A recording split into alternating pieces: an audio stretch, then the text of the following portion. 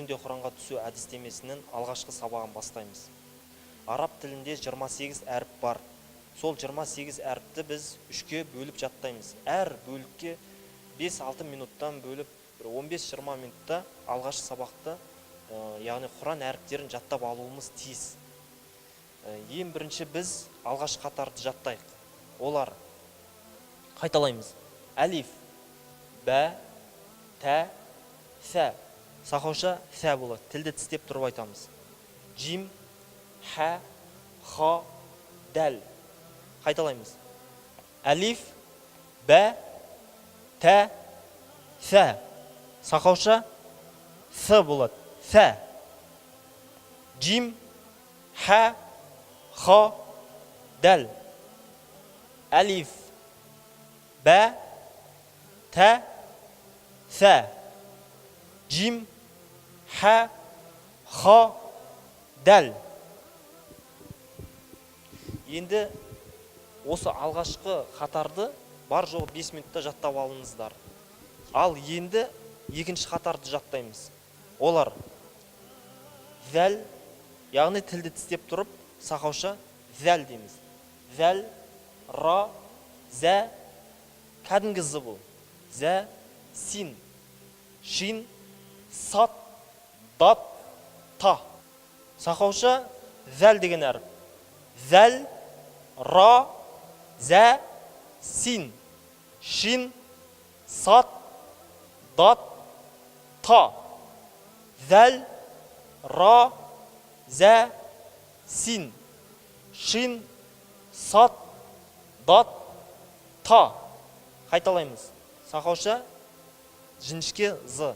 З, зәл, ра, зә, син, шин, сат. Сат, дат, тат деген әріптер ол жуан әріптер. Оларды ауаны жинап тұрып айтамыз. Сат, дат, та. Ал енді үшінші қатарды жаттаймыз. Үшінші қатар. Сақауша бірақ жуан. Ва, айн, ғайн, фә, қаф, кәф, ләм, мим, нун, вау, хә, я. Ва, айн, ғайн, фә, қаф, кәф, ләм, мим, нун, вау, хә, я. Ва, айн, ғайн, фә, қаф, кәф, ләм, мим, нун, вау, хә, я. Бұл жерде бір-біріне ұқсайтын әріптер көп кездеседі. Мысалға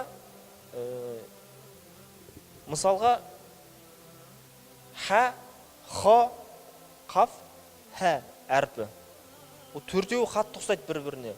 Оның айырмашылықтарын мен қазір сіздерге махражды бірден үйретейін. Махражға бөлек бір сабақты арнамай. Осы сабақта махражды да бірден үйреніп аламыз. Яғни, хә деген әріп, ол тамақтың ортасына қысылып шығатын кәдімгі қазақша хат деген әріпке ұқсайды. Хә деген осы жерден байқасаңыздар қысылып шығады. Екіншісі, ха деген әріп. Ха деген әріп ол тамақтың үстінен қысылып шығатын әріп. Тамақтың үстінен қысылып шығады ол. Қырылдап шығады яғни. Төртіншісі ол кәдімгі біздің қазақ деген сөз қ деген әріп. Қ деген әріп оңай. Үшіншісі ол. Ал енді төртіншісі ол бұл жер тамақтарға қысылмай, жай ауа сияқты шығады. Яғни деген әріп. Жай ә деген әріпті қоса саламыз. Осы әріп төртіншісі. Бұл айтқанда араб тіліндегі ең жеңіл әріп. Тағы да ұқсайтын әріптер ол син, сә әріпі және сат әріпі. Яғни син деген әріп ол кәдімгі с деген әріп. Кәдімгі қазақша с деген әріп син.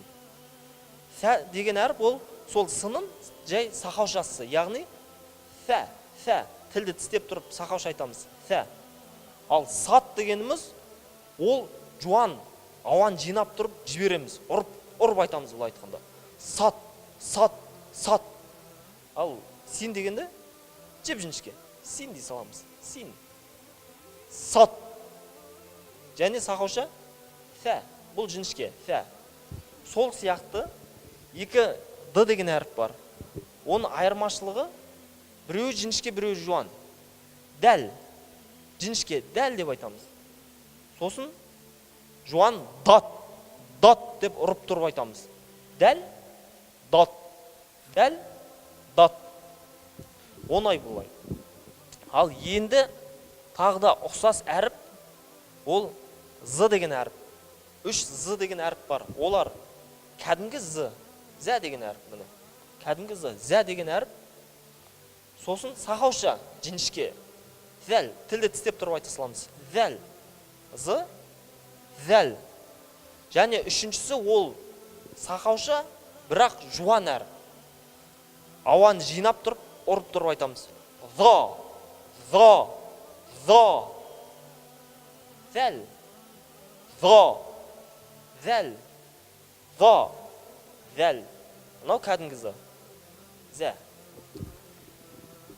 Ал қалған әріптер біздің қазақ тіліндегі бар алфавиттерде кездеседі. Қалғандары өте оңай.